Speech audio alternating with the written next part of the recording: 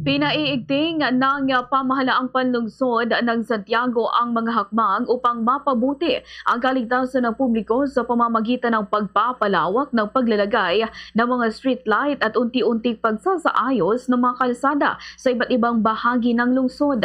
Sa panayam ng Bombo Radyo Kawayan kay Councilor Anton Phoenix Abaya, sinabi nito na kabilang sa mga prioridad ng lokal na pamahalaan ang paglalagay ng mga street lights sa mga pampublikong infrastruktura at sa mga kalsadang kulang pa sa sapat na ilaw. Anyan layunin nitong mabawasan ang panganib ng aksidente at makatulong sa pagpapanatili ng kaayusan at seguridad, lalo na sa mga lugar na madalas daanan ng mga motorista at pedestrian.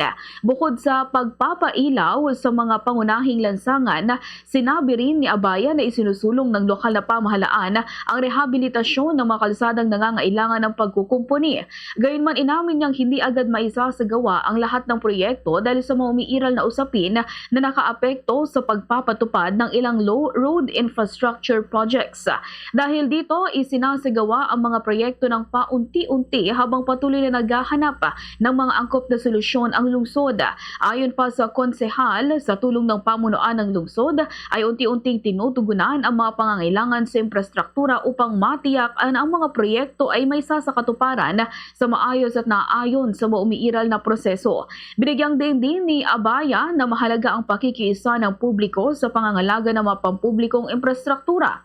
Ang mga street light, kalsada at iba pang pasilidad ay pinondohan mula sa pondo ng bayan, kaya nararapat lamang na gamitin at pangalagaan ng mamamayan ng may pananagutan upang mapakinabangan ang mga ito sa mas mahabang panahon.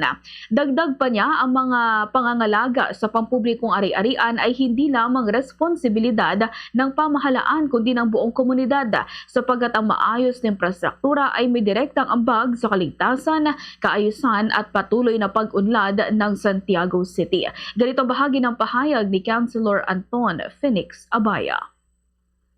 Structure po talaga. Yes po, Consi. Aside from, syempre, tinitingnan din natin na street lights po, Consi. Ito nga po ding daanan, particular dito po sa Santiago, kasi may mga parte pa po dito sa Santiago City na talagang kung titignan natin ay hindi pa po maayos. Kamusta po ang pag-ipag-ugnayan din po natin sa hanin din po ng DPWH for the safety din po ng mga kababayan po natin na bumabay pa? Opo, at syempre po yung sa ating sa mga kulang na daan pa po natin ay syempre po alam niyo naman pong issue dati sa DPWH po, kaya po ay sa ngayon po medyo unti-unti po nating ginagawan po ng paraan po yung mga sa road po natin talaga po, kaya medyo natatagal lang po, pero sa